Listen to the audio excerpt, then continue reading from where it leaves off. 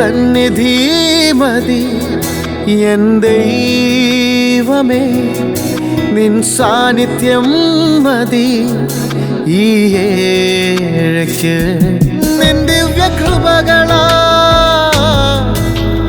ജീവിപ്പാൻ നിന്നാത്മശക്തി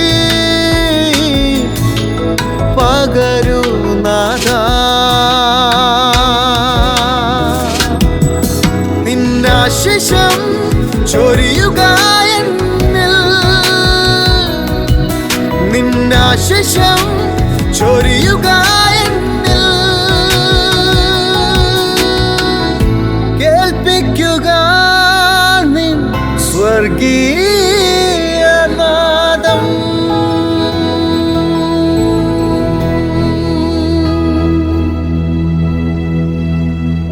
സ്വർഗീയനാദം ശ്രവിക്കുന്ന എല്ലാ മാന്യ സ്നേഹിതർക്കും പ്രഭാതവന്ദനങ്ങൾ അറിയിക്കുന്നു. ദൈവം എല്ലാവരെയും സഹായിക്കുകയും അനുഗ്രഹിക്കുകയും ചെയ്യട്ടെ എന്ന് ആശംസിക്കുകയും പ്രാർത്ഥിക്കുകയും ചെയ്യുന്നു. റോമാലേഖനം 8-ാം അധ്യായം 1-ാം വാക്യത്തിൽ എഴുതിയിരിക്കുന്നത് ഇങ്ങനെയാണ്: അതുകൊണ്ട് ഇപ്പോൾ ക്രിസ്തുയേശുവിലുള്ളവർക്ക് ഒരു ശിക്ഷാവിധിയുമില്ല. അപ്പോസ്തലനായ വിശുദ്ധ പൗലോസ് പറയുന്നത് ഒരു വലിയ ശിക്ഷാവിധിയെ സംബന്ധിച്ചാണ്. എന്താണ് ആ ശിക്ഷാവിധി? ക്രിസ്തുയേശുവിൽ ഇല്ലാത്തവർക്ക് വരുന്ന വലിയൊരു ശിക്ഷാവിധി. ഇതെപ്പോഴാണ് നടപ്പിലാകുന്നത്?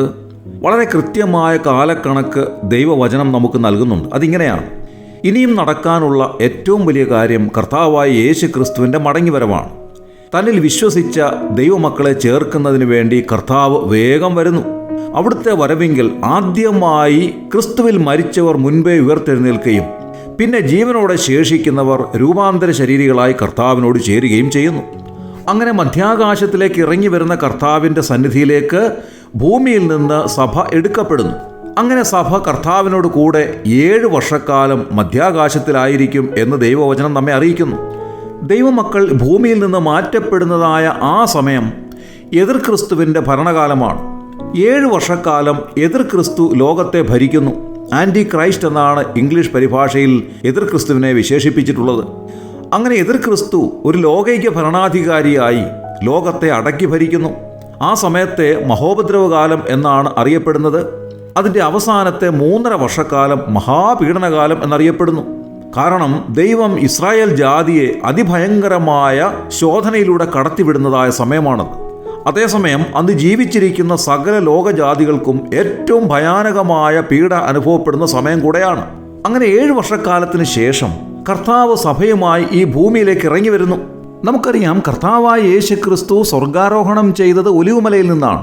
അതുകൊണ്ട് അവിടുന്ന് മടങ്ങി വരുന്നതും ആ ഒലിവുമലയിലേക്ക് തന്നെയാണ്.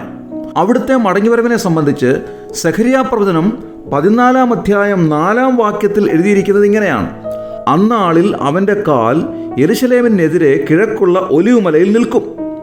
ഒലിവുമല കിഴക്ക് പടിഞ്ഞാറായി നടുവേ പിളർന്നു പോകും. ഏറ്റവും വലിയൊരു താഴ്വര ഉളവായി വരും. മലയുടെ ഒരു പാതി വടക്കോട്ടും മറ്റേ പാതി തെക്കോട്ടും വാങ്ങിപ്പോകും. ഇത് എതിർ ക്രിസ്തുവിൻ്റെ ഭരണത്തിൻ്റെ അവസാന സമയത്ത് സംഭവിക്കുന്നതായ കാര്യമാണ്. എതിർ ക്രിസ്തുവിനെ പരാജയപ്പെടുത്തി പിശാചിനെ 1000 ആണ്ടേക്ക് ചങ്ങലക്കിട്ട് വലിയവനായ കർത്താവായ യേശു ക്രിസ്തു ഈ ലോകത്തിൽ തൻ്റെ രാജ്യം സ്ഥാപിക്കുന്നു. അങ്ങനെ 1000 ആണ്ട് കർത്താവ് വാഴുന്നു. അതിനെ സഹസ്രാബ്ദ വാഴ്ച എന്നാണ് വിശേഷിപ്പിക്കുന്നത്. ഈ സഹസ്രാബ്ദ വാഴ്ചയിലാണ് ലോകത്തിൽ ഏറ്റവും വലിയ സമാധാനവും സന്തോഷവും എല്ലാം ഉണ്ടാകുന്നത്. കാരണം ഇത് സ്വർഗീയ ഭരണമാണ്. ഈ സഹസ്രാബ്ദ വാഴ്ചയുടെ അവസാനത്തിലാണ് അന്ത്യന്യായവിധിയുടെ വെള്ളസിംഹാസനം ദൈവം സ്വർഗത്തിൽ സ്ഥാപിക്കുന്നത്. ക്രിസ്തുവിൽ വിശ്വസിക്കാതെ ഇരുന്നവർക്ക് വേണ്ടിയുള്ള വലിയ ശിക്ഷാവിധി അവിടെയാണ് നടപ്പിലാകുന്നത്. അതേ സംബന്ധിച്ച് വെളിപ്പാട് പുസ്തകത്തിൽ എഴുതിയിരിക്കുന്ന ഭാഗം ഞാൻ വായിക്കുകയാണ്. വെളിപ്പാട് പുസ്തകം 20-ാം അധ്യായം 11 മുതലുള്ളതായ വാക്യങ്ങൾ: ഞാൻ വലിയൊരു വെള്ളസിംഹാസനവും അതിൽ ഒരുത്തൻ ഇരിക്കുന്നതും കണ്ടു. അവൻ്റെ സന്നിധിയിൽ നിന്ന് ഭൂമിയും ആകാശവും ഓടിപ്പോയി, അവയെ പിന്നെ കണ്ടില്ല. മരിച്ചവർ ആബാലവൃദ്ധം സിംഹാസനത്തിന് മുൻപിൽ നിൽക്കുന്നതും കണ്ടു. പുസ്തകങ്ങൾ തുറന്നു. ജീവന്റെ പുസ്തകം എന്ന മറ്റൊരു പുസ്തകവും തുറന്നു. പുസ്തകങ്ങളിൽ എഴുതിയിരിക്കുന്നതിന് ഒത്തവണ്ണം മരിച്ചവർക്ക് അവരുടെ പ്രവൃത്തികൾക്ക് അടുത്ത ന്യായവിധിയുണ്ടായി.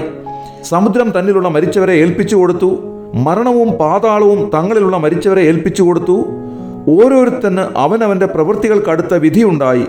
മരണത്തെയും പാതാളത്തെയും തീപ്പൊയ്കയിൽ തള്ളിയിട്ടു. ഈ തീപ്പൊയ്ക 2ാമത്തെ മരണം. ജീവപുസ്തകത്തിൽ പേരെഴുതി കാണാത്ത ഏവനെയും തീപ്പൊയ്കയിൽ തള്ളിയിടും.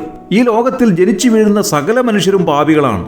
എന്നാൽ ദൈവവചനം ഇങ്ങനെ പറയുന്നു, അവന്റെ പുത്രനായ യേശുവിന്റെ രക്തം സകല പാപവും പോക്കി നമ്മെ ശുദ്ധീകരിക്കുന്നു. കർത്താവായ യേശു ക്രിസ്തുവിനെ രക്ഷിതാവും കർത്താവുമായി സ്വീകരിച്ച് സൗജന്യമായി ലഭിക്കുന്ന ഈ രക്ഷ വിശ്വാസത്താൽ പ്രാപിക്കുന്നുവെങ്കിൽ താങ്കൾ വലിയ ശിക്ഷാവിധിയിൽ നിന്ന് ഒഴിവുള്ളവനായിരിക്കും. അല്ല എങ്കിൽ വലിയൊരു ശിക്ഷാവിധി താങ്കൾക്ക് വരുവാൻ പോകുന്നു. അതുകൊണ്ട് ഇപ്പോൾ ക്രിസ്തുവേശുവിലുള്ളവർക്ക് ഒരു ശിക്ഷാവിധിയുമില്ല. ആ ഒരു അവസ്ഥയിലേക്ക് വരുവാൻ ദൈവം താങ്കളെ സഹായിക്കട്ടെ. ദൈവനാമം മഹത്വപ്പെടുമാറാകട്ടെ. ആമേൻ. ജീവന്റെ പുതുക്കത്തിലും സന്തോഷത്തിലും അനുദിനം വർദ്ധിച്ചു വരുവാൻ നിത്യവും ശ്രവിക്കൂ സ്വർഗീയ നാദം, ദ ഹെവൻലി വോയിസ്. ഏറെ കഴിയാതെ എന്നാഥൻ വന്നു, ഏഴയെ ചേർക്കും തൻ സവിധേ.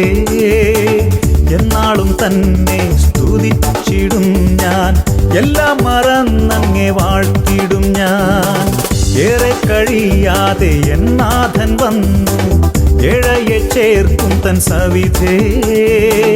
എന്നാളും തന്നെ സ്തുതിച്ചിടും ഞാൻ, എല്ലാം മറന്നങ്ങെ വാഴ്ത്തിടും ഞാൻ. എന്നെ കണ്ടെത്തിയ, എന്നെ കരുതിടുന്ന എൻ്റെ കർത്താവെല്ലാം ഒരുക്കിടുന്നു.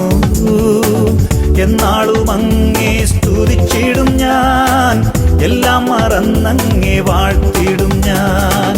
എന്നാളും അങ്ങേ സ്തുതിച്ചിടും ഞാൻ, എല്ലാം മറന്നങ്ങേ വാഴ്ത്തിടും ഞാൻ.